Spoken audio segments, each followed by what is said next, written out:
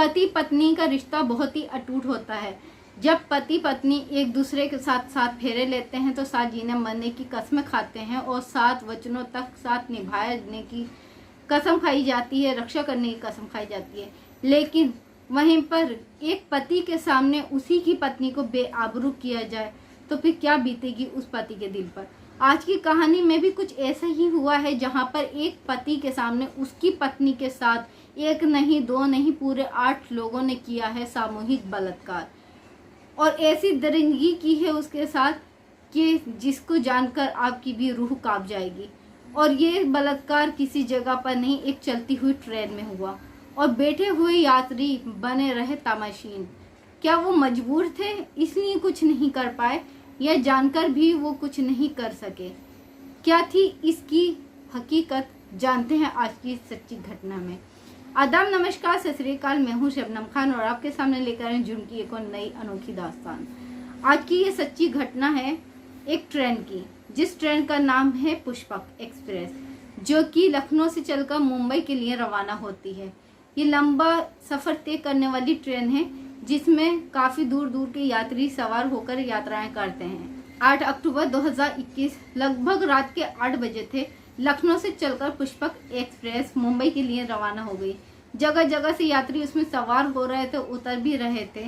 तभी कई जिलों को पार करता हुआ एक महाराष्ट्र से कुछ दूरी पर जिला आता है औरंगाबाद।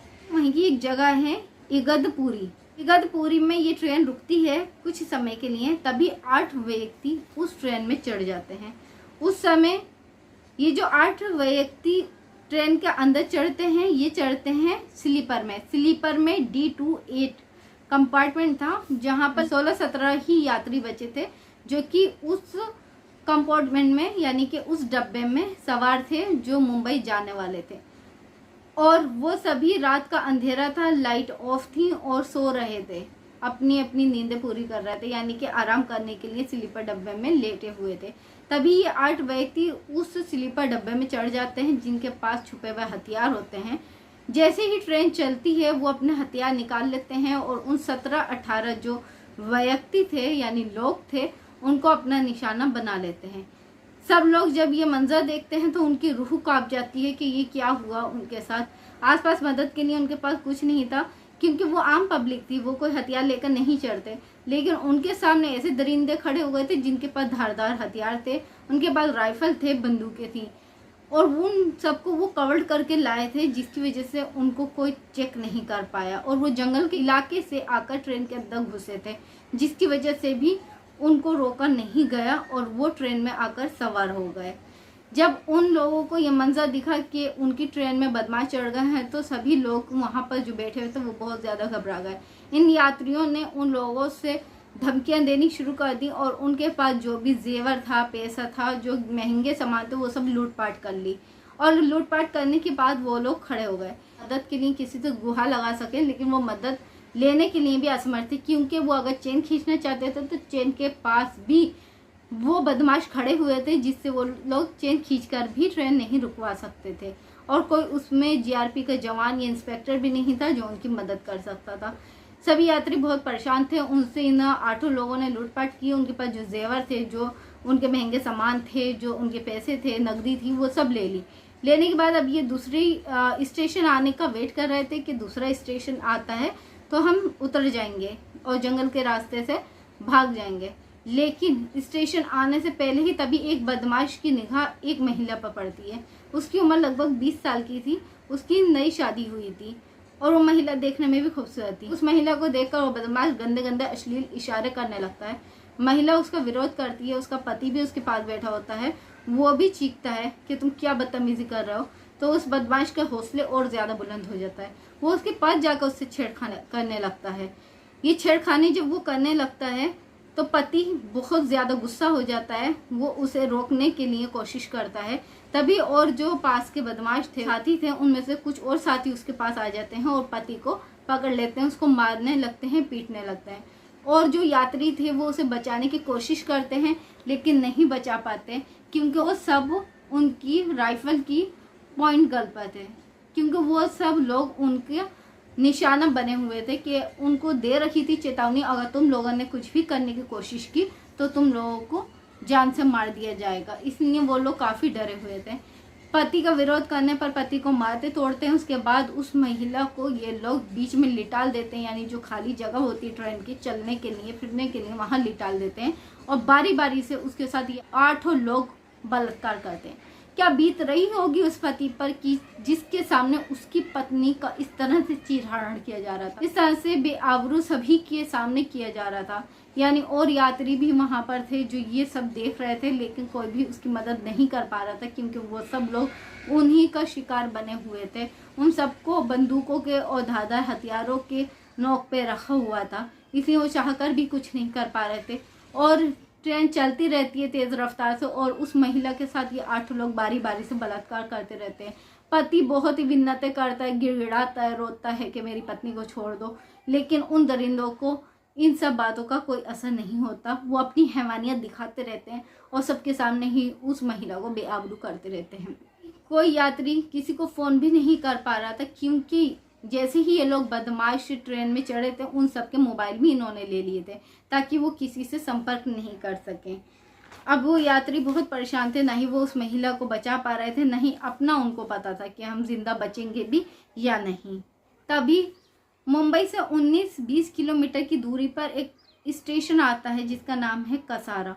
वहाँ पर ट्रेन 2 मिनट के लिए ही रुकती है। फिर से उन्होंने चेतावनी दी कि तुम लोगों में किसी ने भी होशियारी करने की कोशिश की तो वो जिंदा नहीं बचेगा, ये सोच लेना। इसलिए यात्री काफ़ी डरे हुए थे और ये जो 8 व्यक्ति थे बदमाश थे, ये 2 मिनट का वेट कर रहे थे कि 2 मिनट बाद ही ट्रेन चल जाएगी। जैसे तैसे ही 2 मिनट गुजरे और वो वहाँ से निकल जाए।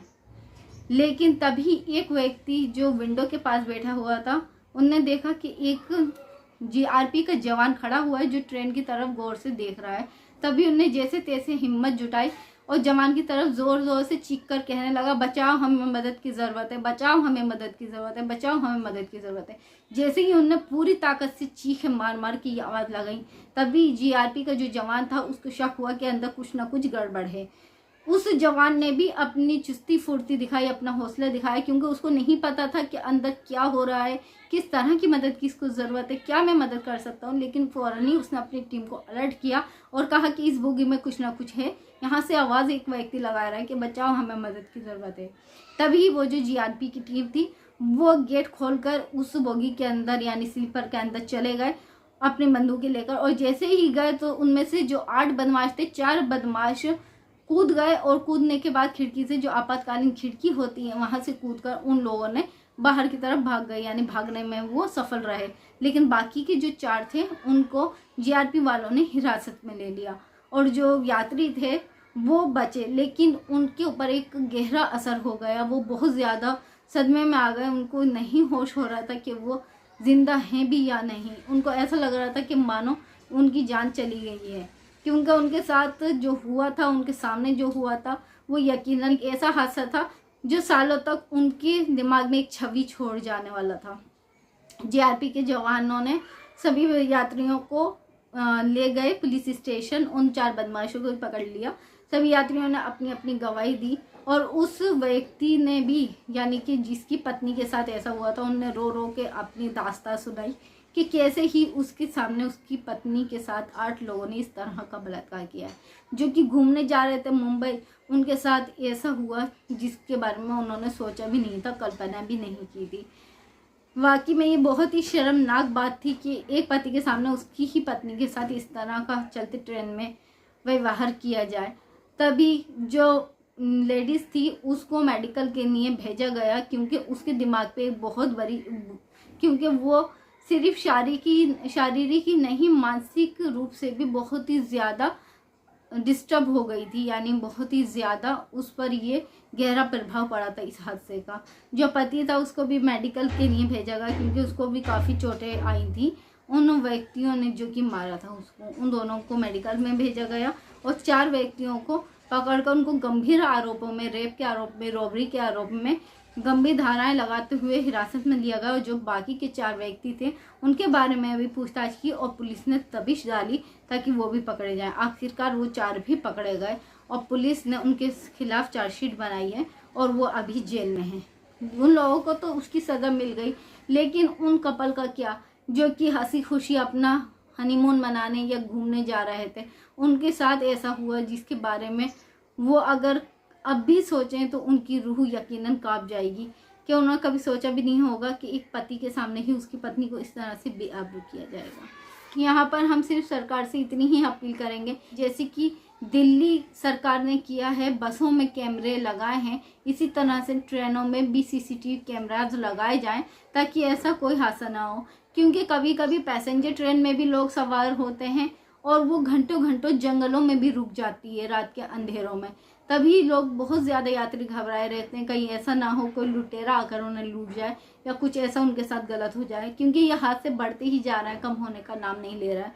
इस तरह से उन लोगों को कुछ ना कुछ ऐसा करना चाहिए जिससे पूरी तरह से सिक्योरिटी हो सके। माना कि जीआरपी जवान पुलिस वाले होते हैं, लेकिन वो सभी डब्बों में हो ऐसा तो मुमकिन नहीं है ना, इसलिए सीसीटीवी कैमराज होना बहुत ज़रूरी है। आपकी क्या राय है कमेंट में ज़रूर बताइएगा। फिर हाजिर होंगे आपके सामने जुर्म की एक और सच्ची घटना लेकर। जब तक कि आप अपने परिवार का ख्याल रखें, सुरक्षित रहें, और वीडियो अच्छी लगी है तो वीडियो को लाइक करके चैनल को सब्सक्राइब करना हरगिज़ नहीं भूलें। धन्यवाद। जय हिंद।